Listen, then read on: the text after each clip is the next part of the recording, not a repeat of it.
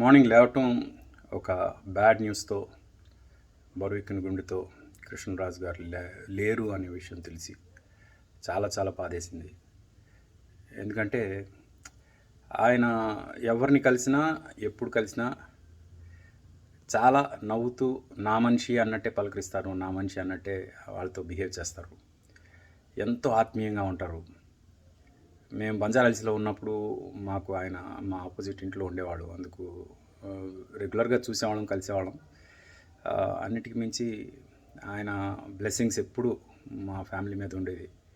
మేమంటే చాలా ఇష్టం. ప్రభాస్ ఫస్ట్ సినిమాకి నేను మ్యూజిక్ చేస్తున్నప్పుడు ఆయన ప్రత్యేకంగా నన్ను మా వాడికి చాలా పెద్ద మ్యూజికల్ ఇవ్వాలి ఆర్పి అని చెప్పడం, అలాగే అది పెద్ద మ్యూజికల్ హిట్ అవ్వడం ఆయన బ్లెస్సింగ్స్ వల్ల.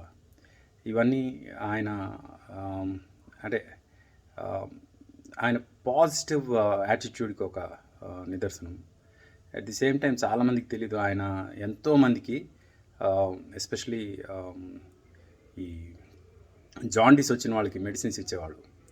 ఆయన చేతితో ఇచ్చిన మెడిసిన్స్తో ఎంతోమంది మళ్ళీ నార్మల్ అయ్యారు. అలాంటి ఇంకొక కోణం చాలామందికి తెలియదు.